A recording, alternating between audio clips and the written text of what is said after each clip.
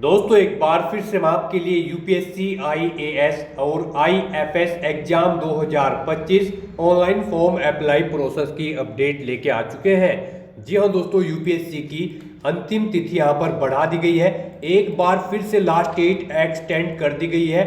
आपके लिए एक बार फिर से सुनहरा अवसर है फॉर्म फिल करने का। जी हाँ दोस्तों, लास्ट डेट 21 फरवरी तक यहाँ पर बढ़ा दी गई है। आप एक बार फिर से अपने फॉर्म फिल कर सकते हो और जिन कैंडिडेट ने फॉर्म फिल कर लिए हैं उनकी कोई यहाँ पर मिस्टेक हो चुकी है तो आप एडिट फॉर्म कैसे कर सकते हो, इस वीडियो में हम आपको कंप्लीट जानकारी दिखाएंगे कि फॉर्म फिल करते समय आपको फोटोग्राफ सिग्नेचर डॉक्यूमेंट कैसे और कितने केबी में अपलोड कर सकते हो और कैसे आप अपलोड कर सकते हो।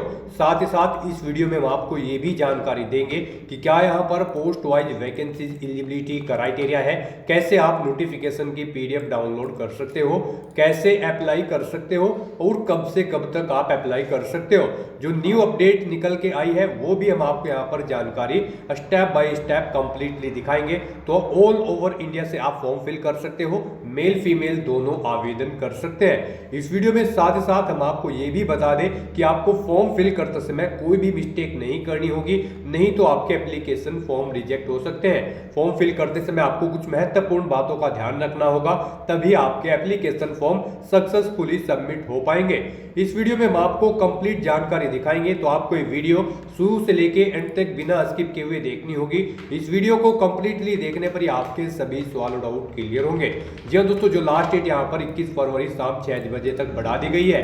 तो चलिए दोस्तों, बिना कोई वक्त गवाए शुरू करते हैं UPSC IAS IFS form fill up 2025 की पूरी जानकारी। फॉर्म भरने के लिए सबसे पहले आपको हमारी वेबसाइट आईएनडी सरकारी नौकरी पर विजिट करना होगा, जिसका लिंक आपको नीचे description plus first comment box में मिल जाएगा और इस पेज पर विजिट करके आप यहाँ से फॉर्म भर सकते हो।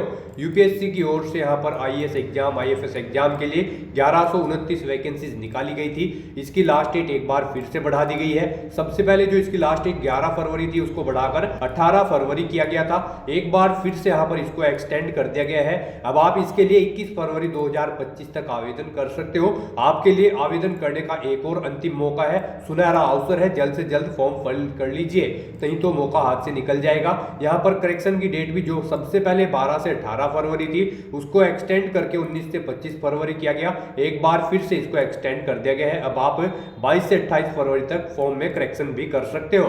तो यहाँ पर क्वालिफिकेशन की बात करें तो बैचलर डिग्री धारक कैंडिडेट यानी कि ग्रेजुएशन से आप अप्लाई कर सकते हो। 21 से 32 वर्ष आयु सीमा है, 100 रुपए फीस है।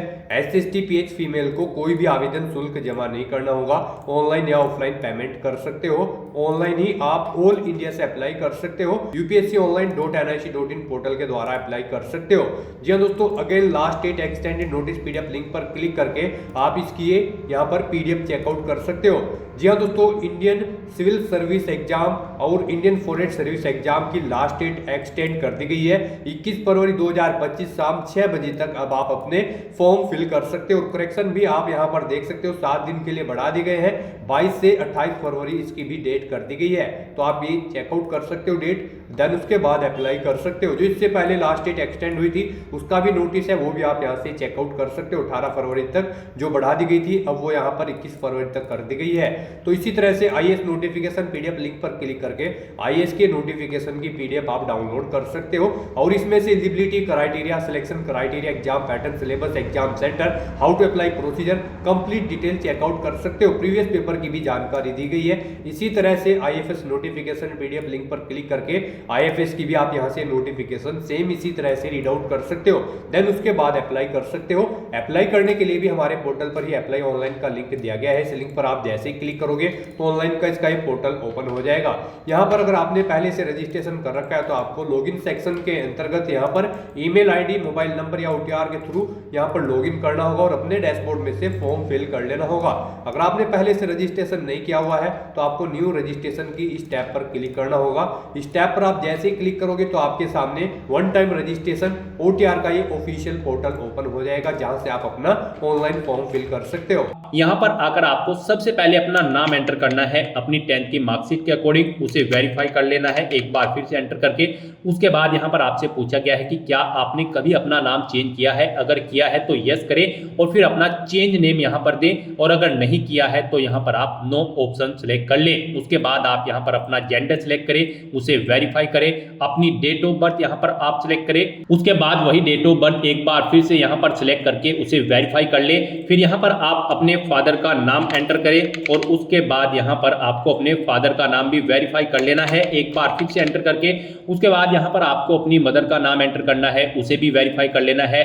फिर आपको यहाँ पर अपना माइनॉरिटी स्टेटस देना है, क्या आप माइनॉरिटी कम्युनिटी के अंतर्गत आते हैं, अगर आते हैं तो यस करें और फिर अपनी माइनॉरिटी ऑप्शन कैटेगरी सिलेक्ट करें, आप कौन सी कैटेगरी में आते हैं और नहीं आते हैं तो यहाँ पर आपको नो ऑप्शन सिलेक्ट कर लेना है। उसके बाद यहाँ पर आपको अपना 10 डिजिट का मोबाइल नंबर एंटर करना है, अपनी ईमेल आईडी एंटर करनी है। कोई अल्टरनेट मोबाइल नंबर या ईमेल आईडी है तो उसे भी आप एंटर कर सकते हो, नहीं तो इन कॉलम्स को आप खाली छोड़ दें। उसके बाद यहाँ पर आपको अपनी 10वीं क्लास का रोल नंबर एंटर कर देना है। फिर आपसे यहाँ पर एक सिक्योरिटी क्वेश्चन आपको सिलेक्ट कर लेना है, अपनी चॉइस के अकॉर्डिंग कोई भी सिक्योरिटी क्वेश्चन सिलेक्ट करें, उसका आंसर दे। एक और क्वेश्चन आप सिलेक्ट करें यहाँ पर सिक्योरिटी क्वेश्चन 2 सेक्शन में और उसका भी आंसर आप प्रोवाइड करा दें। उसके बाद यहाँ पर आप ये कैप्चा कोड एंटर करें और फिर सबमिट बटन पर क्लिक कर दें।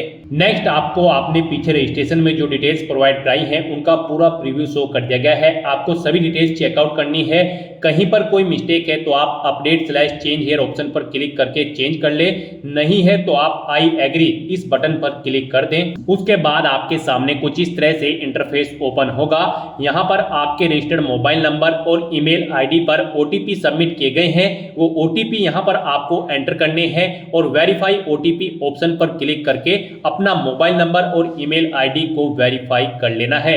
ओटीपी वेरीफाई करने के बाद आपके रजिस्ट्रेशन का फर्स्ट स्टेप यहाँ पर कंप्लीट हो चुका है।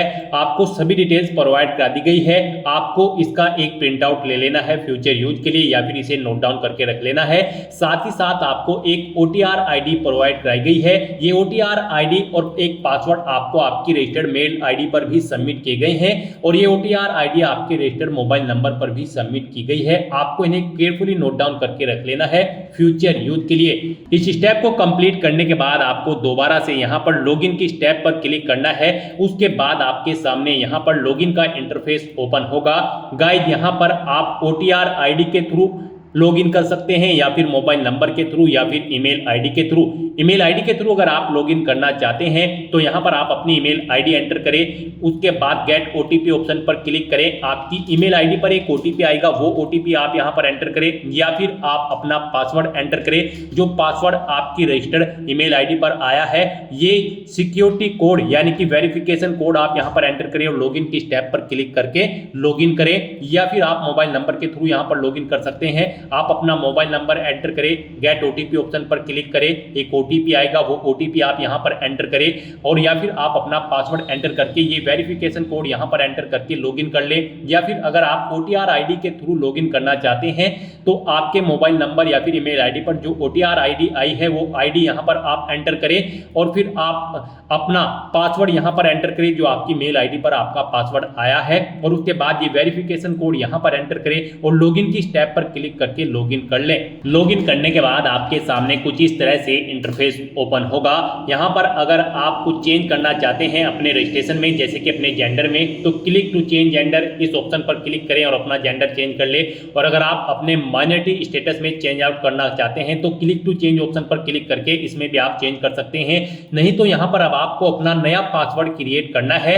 यहां पर गाइड अब आपको अपना नया पासवर्ड क्रिएट करना है। इसके लिए आपको गाइडलाइन दी गई है, आपका पासवर्ड कम से कम 8 कैरेक्टर का होना चाहिए और ये अल्फा न्यूमेरिक फॉर्मेट में होना चाहिए। मींस आपके पासवर्ड में कम से कम एक अपर केस कैरेक्टर, एक लोअर केस कैरेक्टर, एक इंटीजर नंबर और एक स्पेशल कैरेक्टर जैसे कि @ या फिर डॉलर होना चाहिए। वही पासवर्ड आपको यहां पर एक बार फिर से एंटर करके कंफर्म कर लेना है। हम आपको पासवर्ड का सैंपल दिखा रहे हैं, इसके अकॉर्डिंग आपको अपना पासवर्ड क्रिएट करना है। तो आपका अपना पासवर्ड कुछ इस फॉर्मेट में रेडी करना है। इसमें आपका एक अपर केस कैरेक्टर, एक लोअर केस कैरेक्टर, एक इंटीजर नंबर और एक स्पेशल कैरेक्टर होना चाहिए और इसकी लेंथ कम से कम 8 कैरेक्टर की होनी चाहिए। तो इस फॉर्मेट में आपको अपना पासवर्ड यहां पर क्रिएट करना है। उसके बाद आपको सबमिट बटन पर क्लिक कर देना है। सबमिट बटन पर क्लिक करने के बाद आप अपने डैशबोर्ड से लॉग आउट करें और फिर अब यहाँ पर आप इनमें से ईमेल आईडी, मोबाइल नंबर या फिर OTR आईडी के थ्रू अपने डैशबोर्ड में दोबारा से लॉगिन करें। अपने नए पासवर्ड को एंटर करने के बाद यहाँ पर आप अपनी OTR आईडी एंटर करें, अपना नया पासवर्ड एंटर करें जो आपने चेंज किया है, ये वेरिफिकेशन कोड यहाँ पर एंटर करें और लॉगिन बटन पर क्लिक करके लॉगिन कर लें। नेक्स्ट आपके सामने कुछ इस तरह से इंटरफेस ओपन होगा। गाइस यहाँ पर हम आपको यूपीएससी का OTR वन टाइम रजिस्ट्रेशन करके दिखा रहे हैं। इसे कंप्लीट करने के बाद आप यूपीएससी में निकलने वाली सभी भर्तियों पर अप्लाई करने के लिए एलिजिबल हो जाएंगे। सभी भर्तियों पर अप्लाई करने से पहले आपको ऐसे ही OTR करना पड़ता है, बिना इसके आप यूपीएससी की किसी भी भर्ती के लिए अप्लाई नहीं कर पाओगे। तो यहाँ पर आने के बाद आपको अपने डैशबोर्ड में अपनी OTR की प्रोफाइल को कंप्लीट करना है। सबसे पहले यहाँ पर आपको अपनी पर्सनल इंफॉर्मेशन प्रोवाइड करानी है, तो आप यहाँ पर पर्सनल इंफॉर्मेशन के इस लिंक पर क्लिक करें। उसके बाद आपके सामने कुछ इस तरह से इंटरफेस ओपन होगा। यहाँ पर आपको आपकी कुछ चीजें ऑटोमेटिकली फिल मिल गई है जो आपने रजिस्ट्रेशन के फर्स्ट स्टेप में प्रोवाइड कराई थी। आपको इस पेज को नीचे स्क्रॉल डाउन करना है और यहाँ पर सबसे पहले अब आपको अपनी सिटीजनशिप सेलेक्ट कर लेनी है, फिर आपको अपनी मातृभाषा यहाँ पर सिलेक्ट कर लेनी है। उसके बाद यहाँ पर आपको अपना मैरिटल स्टेटस सिलेक्ट कर लेना है, आप मैरिड हो या फिर अनमैरिड। प्लेस ऑफ बर्थ आप यहाँ पर एंटर सेलेक्ट करें, आप इंडिया से है या फिर आउटसाइड ऑफ इंडिया से। उसके बाद यहाँ पर आप अपना पोस्ट ऑफिस का नाम एंटर करें, सिटी या टाउन या फिर विलेज का नाम एंटर करें, अपना स्टेट यहाँ पर आप सिलेक्ट करें। उसके बाद आप अपना डिस्ट्रिक्ट यहाँ पर सिलेक्ट करें, फिर आप अपना पिन कोड यहाँ पर एंटर कर दें। उसके बाद यहाँ पर आपको अपनी कम्युनिटी सिलेक्ट कर लेनी है, आप जिस भी कम्युनिटी से बिलोंग करते हैं। फिर अगर आप रिजर्व कैटेगरी से बिलोंग करते हो तो आप अपना कास्ट का सर्टिफिकेट नंबर यहाँ पर एंटर करें और फिर डेजिग्नेशन सिलेक्ट करें, किसने आपको आपका कास्ट सर्टिफिकेट प्रोवाइड कराया है, जैसे कि तहसीलदार या फिर मैजिस्ट्रेट या फिर पटवारी या फिर कलेक्टर। आप ऑप्शन सिलेक्ट करें, फिर आप स्टेट सिलेक्ट करें, किस स्टेट का आपके पास यहाँ पर ये कास्ट सर्टिफिकेट है वो यहाँ पर आप सिलेक्ट कर लें। उसके बाद यहाँ पर कब आपको वो इशू हुआ है वो डेट आप सिलेक्ट करें और फिर जिस ऑफिस से आपको ये आपका कास्ट सर्टिफिकेट इशू हुआ है उसका पूरा एड्रेस आपको यहाँ पर एंटर कर देना है। ये सभी डिटेल्स आपको आपके सर्टिफिकेट में मिल जाएगी, वहां से आपको इन्हें देखकर यहाँ पर फिलअप कर देना है। फिर यहाँ पर आपको अपना रिलीजन सिलेक्ट कर लेना है। उसके बाद यहाँ पर आपको अपनी कास्ट का नाम दे देना है, फिर आपको अपने कास्ट सर्टिफिकेट का सीरियल नंबर यहाँ पर एंटर कर देना है। फिर यहाँ पर आपको अपने कास्ट सर्टिफिकेट का सीरियल नंबर एंटर कर देना है। उसके बाद यहाँ पर आपसे पूछा गया है कि क्या आप PWBD या फिर PWD कैंडिडेट हैं, अगर हैं तो यस ऑप्शन सिलेक्ट करें और फिर बताएं आपकी परसेंटेज क्या यहाँ पर 40% से अबव है, अगर है तो यस करें, नहीं है तो नो ऑप्शन सिलेक्ट करें। और अगर आप यहाँ पर PWBD या फिर PWD कैंडिडेट नहीं है तो आपको नो ऑप्शन सिलेक्ट करना है। उसके बाद यहाँ पर आपको अपना फोटो आइडेंटिटी कार्ड यहाँ पर सिलेक्ट कर लेना है, कोई भी एक फोटो आइडेंटिटी कार्ड यहाँ पर आपको प्रोवाइड कराना है। आप ऑप्शन सिलेक्ट करें, driving licence, PAN card, passport या फिर वोटर ID। उसके बाद उसका नंबर आप यहाँ पर एंटर कर दें। फिर यहाँ पर आपसे पूछा गया कि क्या आप PH या फिर PWBD कैंडिडेट हैं और यहाँ पर आप यूपीएससी के पहले के किसी एग्जाम में पार्टिसिपेट कर चुके हैं, अगर कर चुके हैं तो यस करें और फिर उसकी डिटेल दें, उस जैसे कि एग्जाम का नेम, उसका ईयर और अपना रोल नंबर आप यहाँ पर प्रोवाइड कराएं। और अगर आपने यूपीएससी के किसी भी एग्जाम में अब से पहले पार्टिसिपेट नहीं किया है तो यहाँ पर आपको नो ऑप्शन सिलेक्ट करना है। उसके बाद यहाँ पर आपसे पूछा गया है कि क्या आप अपनी पर्सनल इंफॉर्मेशन को यहाँ पर अवेलेबल कराना चाहते हैं, तो यहाँ पर आपको यस ऑप्शन सिलेक्ट कर लेना है। उसके बाद यहाँ पर आपको चेकबॉक्स को ओके करना है और सेव के इस बटन पर क्लिक करके अपनी पर्सनल इंफॉर्मेशन को सेव कर देना है। इस तरह से आपकी पर्सनल इंफॉर्मेशन यहाँ पर सेव हो जाएगी। इसके सामने आपको ओके का ग्रीन कलर का टिक मिल जाएगा। अब यहाँ पर आपको अपना एड्रेस इंफॉर्मेशन प्रोवाइड करानी है। एड्रेस इंफॉर्मेशन के इस लिंक पर क्लिक करें। उसके बाद आपके सामने कुछ इस तरह से इंटरफेस ओपन होगा। अब यहाँ पर आप अपना कोरोस्पोंडेंस एड्रेस एंटर करें। उसके बाद आप अपना परमानेंट एड्रेस यहाँ पर एंटर कर दें और अगर आपका परमानेंट एड्रेस आपके कोरोस्पोंडेंस एड्रेस के अकॉर्डिंग सेम है तो यहाँ पर click here if your permanent postal address is same as correspondence address, आप इस चेकबॉक्स पर ओके कर दें। ऑटोमेटिकली आपका परमानेंट एड्रेस आपके कोरोस्पोंडेंस एड्रेस के अकॉर्डिंग फिल हो जाएगा। उसके बाद आप सेव के इस बटन पर क्लिक करके अपनी एड्रेस की इंफॉर्मेशन को आप सेव कर दें। एड्रेस की इंफॉर्मेशन प्रोवाइड कराने के बाद आपको अपना फोटो और सिग्नेचर अपलोड करने हैं, तो आप फोटो एंड साइन अपलोड इस लिंक पर क्लिक करें। आपके सामने कुछ इस तरह से इंटरफेस शो होगा। यहाँ पर आपको दी गई गाइडलाइंस के अकॉर्डिंग अपना फोटो और सिग्नेचर अपलोड करने हैं। गाइस यहाँ पर आपका फोटोग्राफ जेपीजी फॉर्मेट में होना चाहिए और आपका फोटो का डायमेंशन 550 पिक्सल से 1000 पिक्सल के बीच में होना चाहिए और आपका फोटो यहाँ पर कुछ इस तरह से होना चाहिए। उसके नीचे यहाँ पर आपको अपना नाम एंटर करना है और फिर किस डेट को यहाँ पर क्रिएट हुआ है वो डेट आपको यहाँ पर एंटर कर देनी है।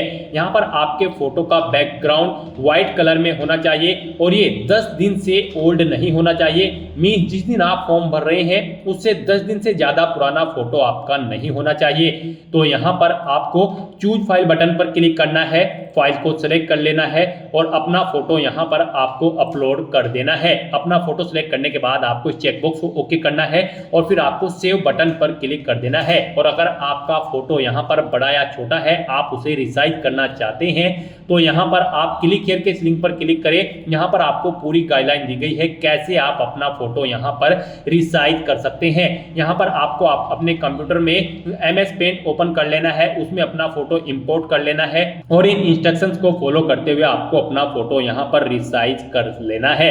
आप अपना फोटो इन इंस्ट्रक्शंस को फॉलो करते हुए रिसाइज कर सकते हैं, उसे बड़ा या छोटा आप कर सकते हैं। अपना फोटो इस तरह से अपलोड करने के बाद अब आपको सिग्नेचर की स्टेप पर क्लिक करना है और अपने सिग्नेचर भी आपको यहाँ पर गाइडलाइन के अकॉर्डिंग ही अपलोड करने हैं। आपके सिग्नेचर भी जेपीजी फॉर्मेट में होने चाहिए। डायमेंशन इनकी 350 पिक्सल से 550 पिक्सल के बीच में होनी चाहिए और इनका साइज 20 से 300 KB के बीच में होना चाहिए।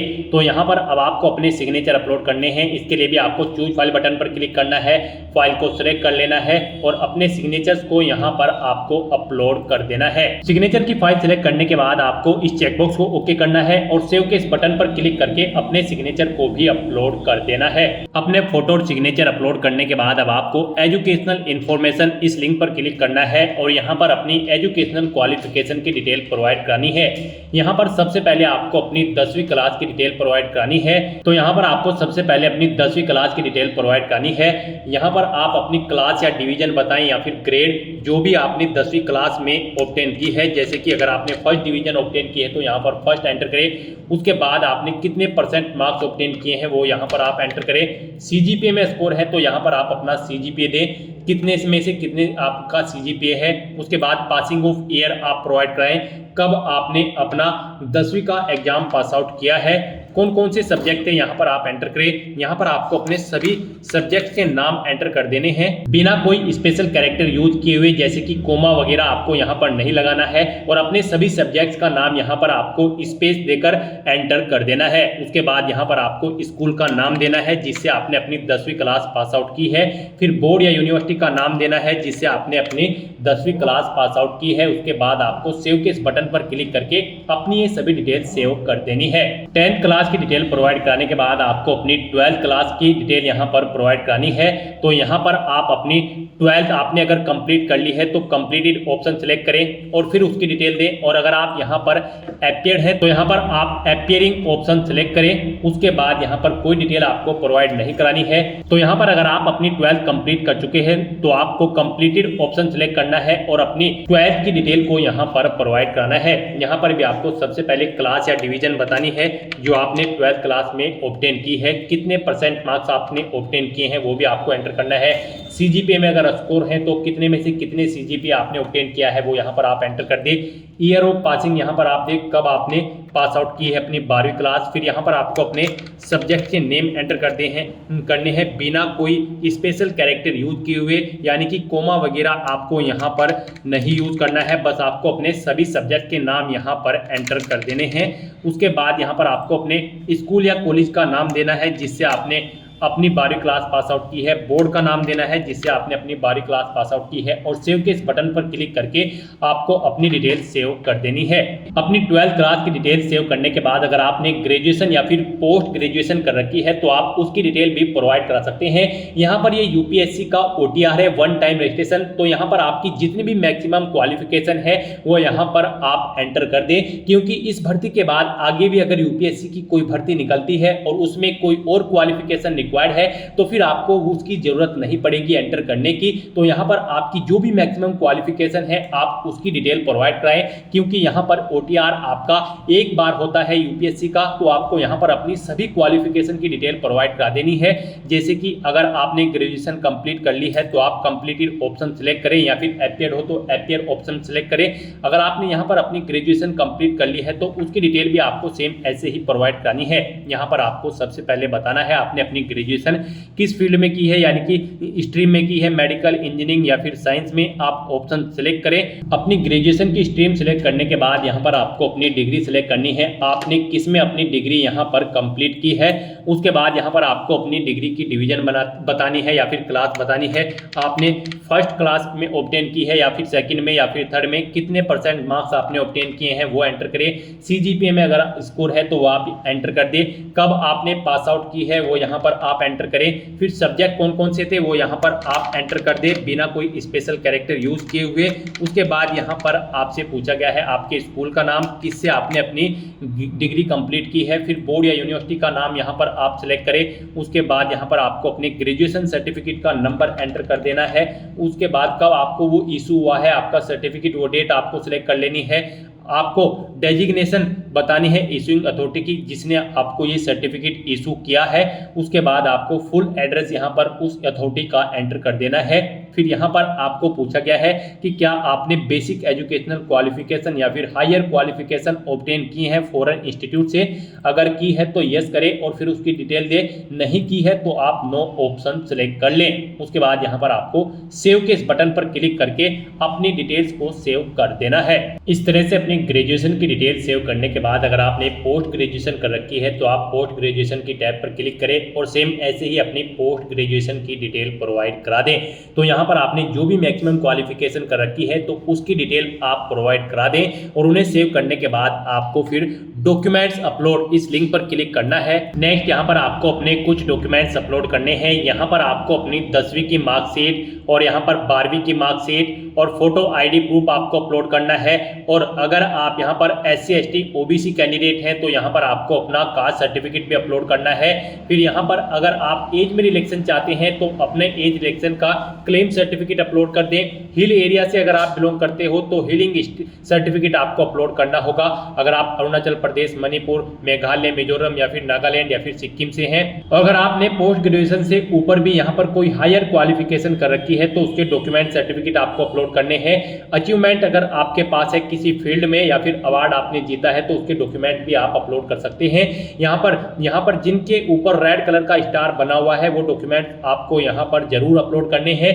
आपका डॉक्यूमेंट्स यहाँ पर PDF फॉर्मेट में होने चाहिए और उनका मैक्सिमम साइज 1 MB रखा गया है। आपको चूज फाइल बटन पर क्लिक करना है, फाइल को सिलेक्ट कर लेना है और 1 बाय 1 करके अपने इन सभी डॉक्यूमेंट्स को आपको अपलोड कर देना है। अपने इन सभी डॉक्यूमेंट्स को सक्सेसफुली अपलोड करने के बाद आपको पेरेंटल इंफॉर्मेशन इस लिंक पर क्लिक कर देना है।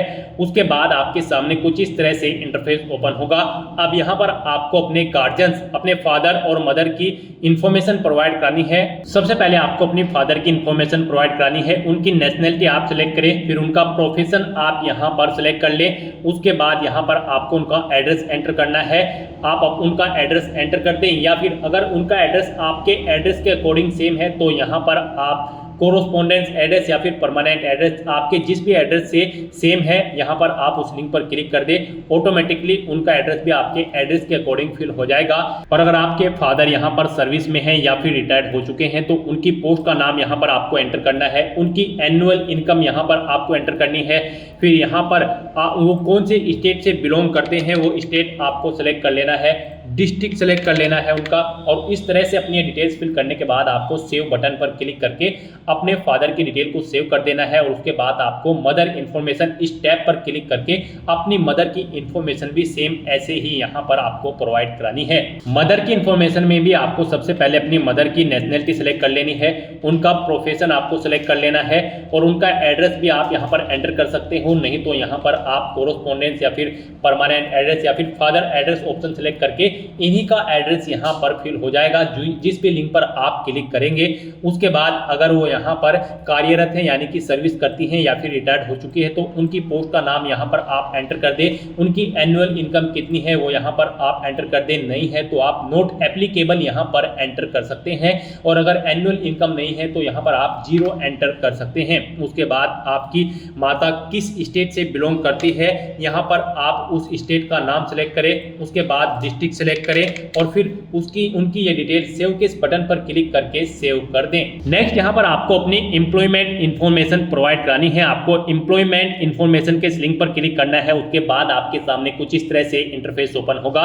यहाँ पर आपसे पूछा गया है आप सेंट्रल गवर्नमेंट के एम्प्लॉय हैं या फिर स्टेट गवर्नमेंट में आपने सर्विस की है या फिर पीएसयू में या फिर किसी प्राइवेट सेक्टर में या फिर किसी अदर में। आप ऑप्शन सेलेक्ट करें और फिर उसकी डिटेल दें। और अगर आप एम्प्लॉय नहीं है आपको यहाँ पर नॉट एम्प्लॉयड ऑप्शन सेलेक्ट करना है और फिर आपको यहाँ पर नो ऑप्शन सेलेक्ट करने हैं और सेव बटन पर क्लिक कर देना है। इस तरह से आपकी एम्प्लॉयमेंट इंफॉर्मेशन यहाँ पर सेव हो जाएगी। उसके बाद आपको यूपीएससी एग्जामिनेशन इंफॉर्मेशन इस लिंक पर क्लिक करना है। उसके बाद आपके सामने कुछ इस तरह से इंटरफेस ओपन होगा।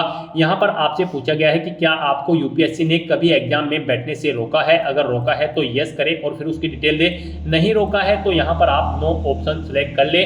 फिर आपसे पूछा गया है कि क्या आप यूपीएससी के प्रीवियस ईयर के एग्जामिनेशन में भी पार्टिसिपेट किए हैं। अगर किए हैं तो यस करें और फिर उसकी डिटेल दे। नहीं किए हैं तो आप नो ऑप्शन सेलेक्ट कर लें। और फिर आपसे पूछा गया है कि लास्ट के कुछ ईयर में आपने सिविल सर्विस एग्जामिनेशन में पार्टिसिपेट किया है और आपको सर्विस या फिर पोस्ट ऑफर्ड हुई है। अगर हुई है तो यस करें और उसकी डिटेल दें। नहीं हुई है तो आपको नो ऑप्शन सेलेक्ट कर लेना है। इस तरह से अपनी डिटेल्स फिल करने के बाद अब आपको सेव के इस बटन पर क्लिक करना है, अपनी डिटेल को सेव कर देना है और फिर आपको achievement, prizes, medals and other इस लिंक पर क्लिक कर देना है और यहाँ पर अपनी अचीवमेंट्स की डिटेल आपको प्रोवाइड करानी है। यहाँ पर अगर आपने यूनिवर्सिटी या फिर स्टेट या फिर नेशनल लेवल पर किसी गेम में पार्टिसिपेट किया है और आपको कोई प्राइज या फिर मेडल या फिर स्कॉलरशिप मिली है तो यहाँ पर आप उसकी डिटेल दे सकते हैं। स्पोर्ट में अगर आपके पास एनसीसी या फिर अदर है तो आप यहाँ पर उसकी डिटेल दें। और अगर आपने कोई पोजीशन डिस्ट्रिक्शन लीडरशिप हासिल की है स्कूल या कॉलेज में उसकी डिटेल प्रोवाइड करा दें। कोई अदर एक्स्ट्रा करिकुलम एक्टिविटीज आपने की है तो उसकी डिटेल प्रोवाइड करा सकते हैं। तो इस तरह से यहाँ पर आपको अपने इन अचीवमेंट्स की, प्राइजेस की, मेडल्स की डिटेल यहाँ पर प्रोवाइड करानी है। अगर आपने अचीवमेंट्स यहाँ पर ऑब्टेन किए हैं, नहीं किए हैं तो आप इनको खाली छोड़ सकते हैं। फिर यहाँ पर आपसे पूछा गया है कि क्या आपके पास यहाँ पर 5 एकड़ एग्रीकल्चर लैंड है और यहाँ पर आपका रेजिडेंशियल फ्लैट 1000 स्क्वायर मीटर से ज्यादा है या फिर रेजिडेंशियल प्लॉट आपका 100 स्क्वायर यार्ड से अबव है या फिर आपका रेजिडेंशियल प्लॉट यहाँ पर 200 स्क्वायर यार्ड या फिर उससे अबव है।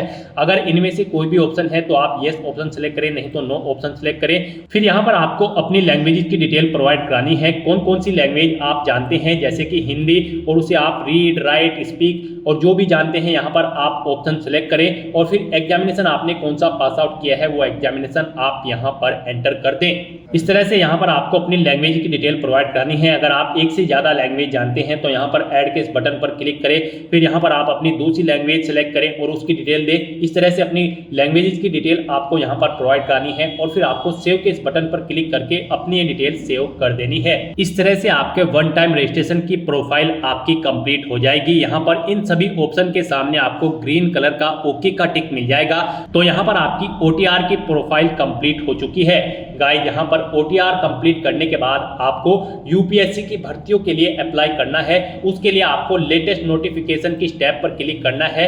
नेक्स्ट आपके सामने कुछ इस तरह से इंटरफेस ओपन होगा। यहाँ पर यूपीएससी की जो भी भर्तियां करंट में चल रही है उन सभी की लिस्ट आपको मिल जाएगी। यहाँ पर आप सिविल सर्विस प्री एग्जाम और civil service and Indian forest service examination के सेक्शन में आकर क्लिक हियर फॉर पार्ट 1 भाग 1 के लिए यहाँ क्लिक करें। आप इस लिंक पर क्लिक करें। उसके बाद आपके सामने यहाँ पर ये इंस्ट्रक्शंस ओपन होंगे।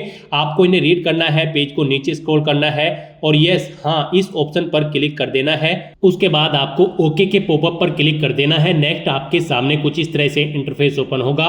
यहाँ पर आपका भाग 1 का जो पंजीकरण है वो यहाँ पर आपका ऑटोमेटिकली आपके ओटीआर से फिलअप कर दिया गया है। सभी ओके के निशान आपको यहाँ पर शो हो जाएंगे। उसके बाद यहाँ पर आपको इस चेकबॉक्स को ओके करना है और आई एग्री इस ऑप्शन पर क्लिक कर देना है। फिर आपको आपके डैशबोर्ड में रिडायरेक्ट कर दिया जाएगा। यहाँ पर आप पार्ट 1 के लिए अप्लाई कर चुके हो। अब आपको यहाँ पर भाग सेकंड के लिए यहाँ क्लिक करें, इस लिंक पर क्लिक कर देना है।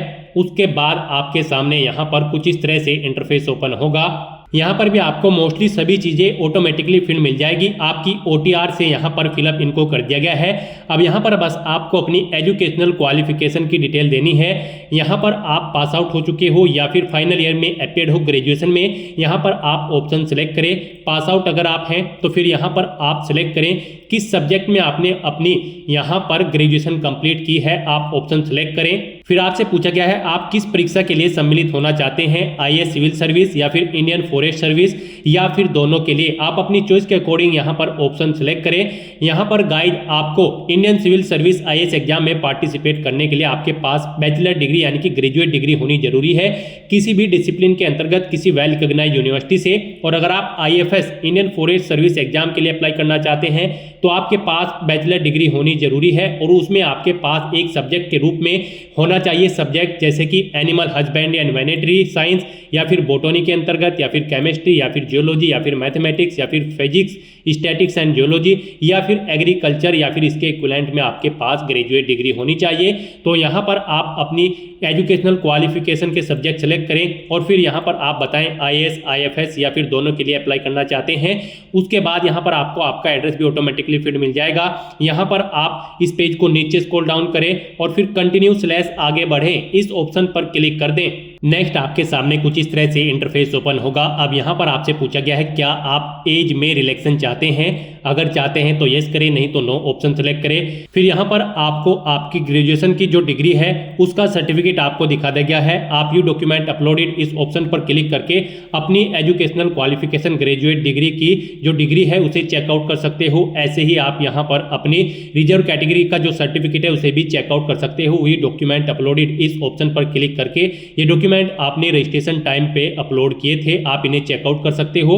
उसके बाद यहाँ पर आपको कंटिन्यू / आगे बढ़ें, इस ऑप्शन पर क्लिक करना है। नेक्स्ट यहाँ पर आपको बताना है आपने ग्रेजुएशन में कितने % मार्क्स ऑब्टेन किए हैं, आप यहाँ पर एंटर करें। उसके बाद यहाँ पर आपसे पूछा गया है आपने IAS के एग्जाम में इससे पहले कितनी बार पार्टिसिपेट किया है, आप यहाँ पर एंटर करें। 1 या 2 बार, जितनी बार भी आपने प्रयास किया है या इससे पहले आप IAS के एग्जाम में बैठे हैं वो संख्या आप यहाँ पर एंटर कर दें। और अगर फर्स्ट टाइम आप यहाँ पर पार्टिसिपेट करने जा रहे हो IAS के एग्जाम में तो यहाँ पर आपको 0 एंटर कर देना है। उसके बाद यहाँ पर आपको अपना CSM परीक्षा के लिए केंद्र सेलेक्ट करना है, जिस केंद्र पर आप परीक्षा में पार्टिसिपेट करना चाहते हैं। फिर पेपर 1 से पेपर 4 की परीक्षा के लिए आप भाषा का माध्यम सेलेक्ट करें, किस भाषा में आप अपना पेपर चाहते हैं यहाँ पर आप ऑप्शन सेलेक्ट कर लें। उसके बाद यहाँ पर आपसे 6ठे और 7वें पेपर के लिए वैकल्पिक विषय आपको सेलेक्ट करना है।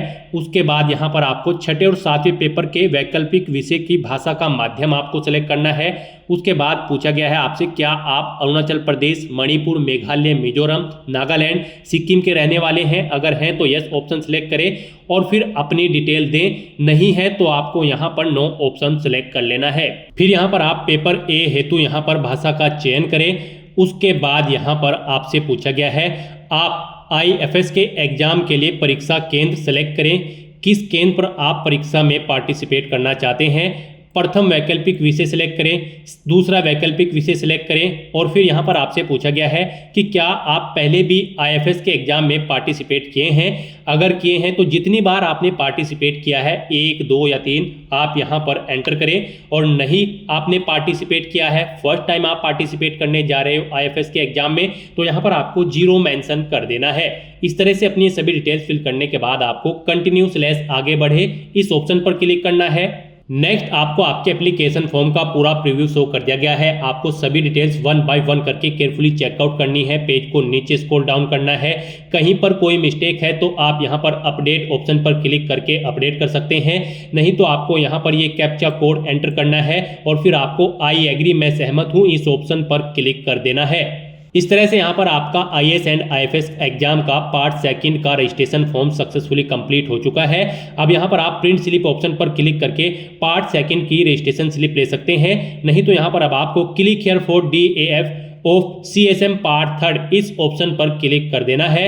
यानी कि यहाँ पर ये पहला जो ऑप्शन है ये सिविल सर्विस मेन एग्जाम है और ये second Indian forest service main exam है। तो यहाँ पर आप click here for DF of CSM part 3 इस ऑप्शन पर क्लिक करें। उसके बाद आपके सामने यहाँ पर कुछ इस तरह से इंटरफेस ओपन होगा। यहाँ पर आपको इंटरव्यू की लैंग्वेज का मीडियम सिलेक्ट करना है, किस लैंग्वेज में आप इंटरव्यू में पार्टिसिपेट करना चाहते हैं, यानी कि किस लैंग्वेज में आप अपना इंटरव्यू देना चाहते हैं। फिर यहाँ पर आपसे पूछा गया कि क्या आपके फादर जिंदा है या फिर मर चुके हैं, तो यहाँ पर आपको अलाउ या फिर डिसीज ऑप्शन सेलेक्ट करना है। फिर ऐसे ही आपको अपनी मदर का बताना है वो जिंदा है या फिर मर चुकी हैं। फिर आपसे पूछा गया है कि क्या आप PWBD या फिर PWD कैंडिडेट हैं, अगर हैं तो यस, यहाँ पर आपको ऑटोमेटिकली फिर मिल जाएगा जो आपने रजिस्ट्रेशन टाइम पे फिल किया होगा।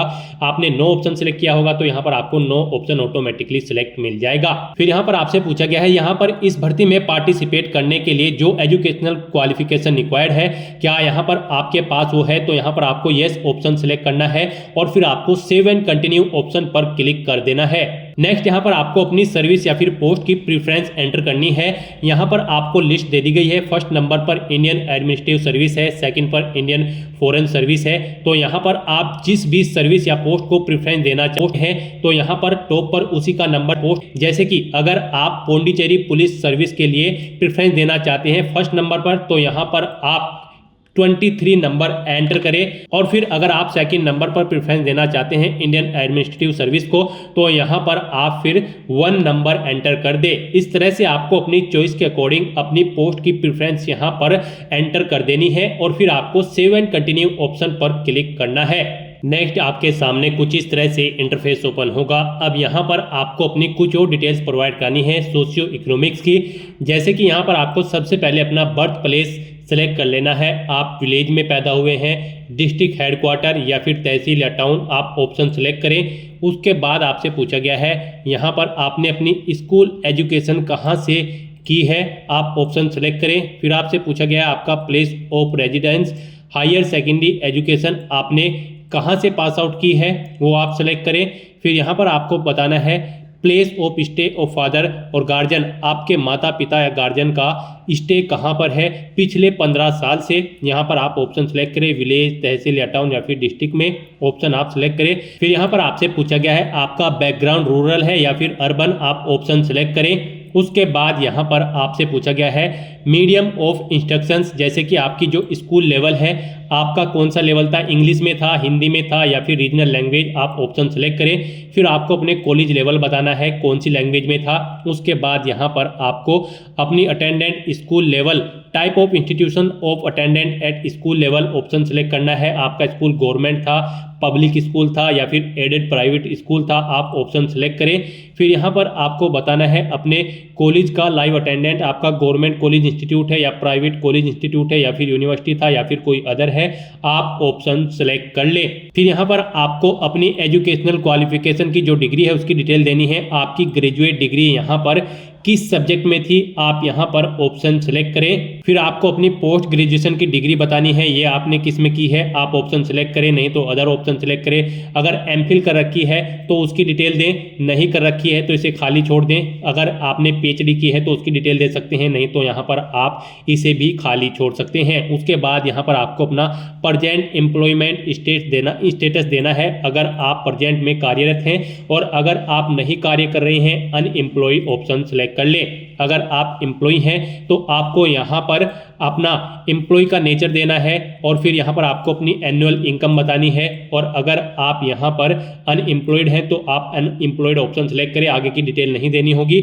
उसके बाद आपसे पूछा गया है यहाँ पर आपने प्रीवियस सिविल सर्विस एग्जामिनेशन के बारे में आपसे पूछा गया है। यहाँ पर आपसे पूछा गया है कि क्या आप पहले भी सिविल सर्विस एग्जाम में सिलेक्ट हुए हैं, अगर हुए हैं तो आप यस ऑप्शन सेलेक्ट करें, उसकी डिटेल दें, नहीं हुए हैं तो आपको नो ऑप्शन सेलेक्ट कर लेना है। फिर यहाँ पर आपसे पूछा गया कि क्या आप इससे पहले भी किसी कॉम्पिटिटिव एग्जाम में पार्टिसिपेट कर चुके हैं, अगर कर चुके हैं तो यहाँ पर आप ऑप्शन सेलेक्ट करें, नहीं तो अगर नहीं है इनमें वो एग्जाम तो आप any other examination option select करें। इस तरह से यहाँ पर आपको 3 एग्जाम बताने हैं, क्या आप यहाँ पर किसी एग्जामिनेशन में सिलेक्ट हुए हैं, अगर हुए हैं तो एग्जाम सेलेक्ट करें, नहीं तो आप any other examination option select कर लें। फिर यहाँ पर आपसे पूछा गया है आप सिविल सर्विस क्यों ज्वाइन करना चाहते हैं, फर्स्ट प्रायोरिटी आप किसे देना चाहते हैं, job security, job satisfaction, power या फिर बेटर पे या फिर बेटर सर्विस कंडीशन, आप यहाँ पर ऑप्शन सेलेक्ट करें और उसके बाद यहाँ पर आप सेकंड प्रायोरिटी पे भी ऑप्शन सेलेक्ट कर लें। नेक्स्ट यहाँ पर आपसे पूछा गया है आपका बैकग्राउंड ऑफ पेरेंट्स गार्जियन, यानी कि आपके गार्जियंस का बैकग्राउंड के बारे में यहाँ पर आपसे पूछा गया है। आपको अपने फादर या फिर गार्जियन की क्वालिफिकेशन सिलेक्ट कर लेनी है, अपनी मदर की क्वालिफिकेशन आपको सिलेक्ट कर लेनी है। फिर आपसे पूछा गया है आपको सिविल सर्विस एग्जाम के बारे में कैसे पता चला है। आप यहाँ पर ऑप्शन सिलेक्ट करें, एम्प्लॉयमेंट न्यूज या फिर डेली न्यूज़पेपर या फिर यूपीएससी की वेबसाइट से आप ऑप्शन सिलेक्ट करें। If source is employment news daily newspaper, तो यहाँ पर आप एम्प्लॉयमेंट न्यूज या न्यूज़पेपर का नाम एंटर कर दें। फिर यहाँ पर आपके सिविल सर्विस एग्जाम की कोचिंग के बारे में आपसे पूछा गया है। यहाँ पर आपने सिविल सर्विस प्री एग्जाम के लिए कहाँ से कोचिंग की है, government institute, university, private coaching centre या फिर अदर, आप ऑप्शन सेलेक्ट करें। फिर आप सिविल सर्विस मेन एग्जाम के लिए बताना है कहाँ से आपने कोचिंग की है, यहाँ पर भी आप ऑप्शन सेलेक्ट कर लें। फिर आपसे पूछा गया है आपने सिविल सर्विस पर्सनैलिटी टेस्ट के लिए कहाँ से कोचिंग की है, आप यहाँ पर भी ऑप्शन सेलेक्ट कर लें। उसके बाद आपको सिविल सर्विस प्री एग्जामिनेशन की डिटेल देनी है, नंबर ऑफ अटेम्प्ट मेड, यहाँ पर कितनी बार आपने सिविल सर्विस प्री एग्जाम में अब से पहले पार्टिसिपेट किया है।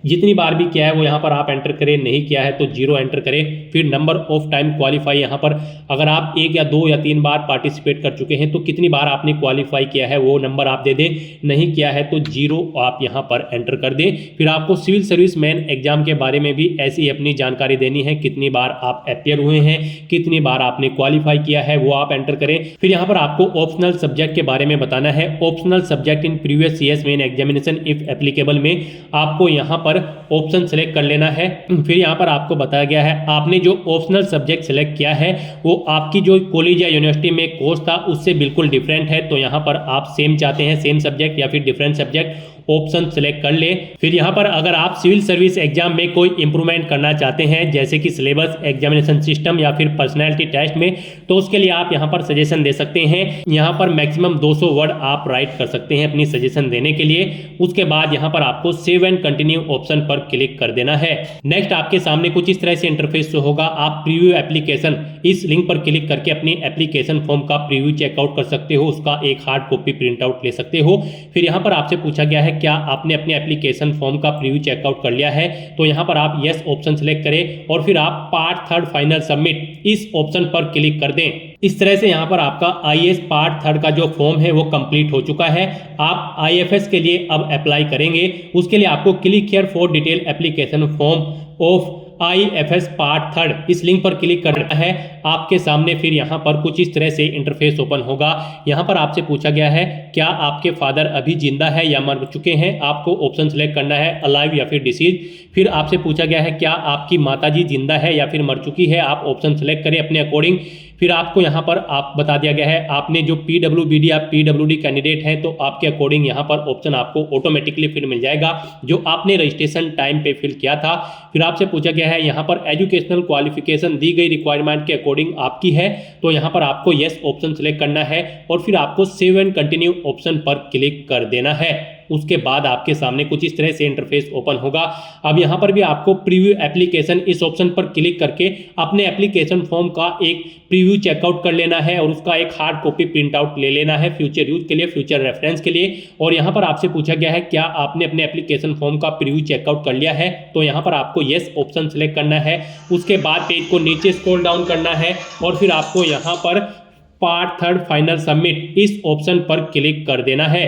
इस तरह से यहाँ पर आपके एप्लीकेशन फॉर्म के रजिस्ट्रेशन के सभी पार्ट कंप्लीट हो जाएंगे।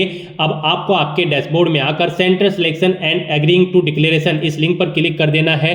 उसके बाद आपके सामने कुछ इस तरह से इंटरफेस ओपन होगा। अब यहाँ पर आप अपना एग्जामिनेशन सेंटर सेलेक्ट करें जहाँ पर आप एग्जाम में पार्टिसिपेट करना चाहते हैं। उसके बाद यहाँ पर आपको डिक्लेरेशन घोषणा पत्र को रीड करना है और फिर आपको यहाँ पर I have read the declaration and agree, मैंने घोषणा पत्र को पढ़ लिया है और मैं सहमत हूँ।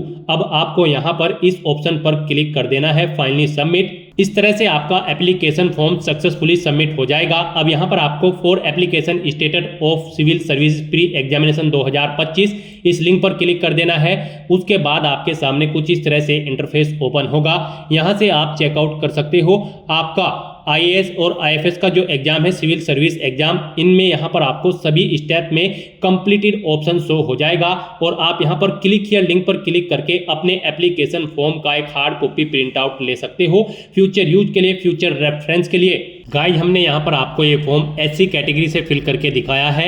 SC ST pH female candidate को फीस जमा नहीं करानी है, बिल्कुल फ्री ऑफ कॉस्ट वो अप्लाई कर सकते हैं। और अगर आप जनरल या फिर ओबीसी कैंडिडेट हैं तो आपको 100 रुपये फीस के रूप में जमा कराने होंगे, debit card, credit card, net banking या फिर चालान फॉर्म के थ्रू। तो यहाँ पर आप अपना फीस पेमेंट कर दें अगर आप जनरल या ओबीसी कैंडिडेट हैं, उसके बाद फिर आपका फॉर्म कंसिडर होगा। तो दोस्तों ऐसे आप UPSC civil service exam IAS और आईएफएस के लिए अपने फॉर्म अप्लाई कर सकते हो बिना कोई मिस्टेक किए हुए। आज की इस वीडियो में बस इतना ही। आई होप ये वीडियो आपको पसंद आई होगी। अगर पसंद आई हो तो इसे लाइक और शेयर करें, चैनल पर नए हो तो इसे सब्सक्राइब कर लें। Thanks for watching.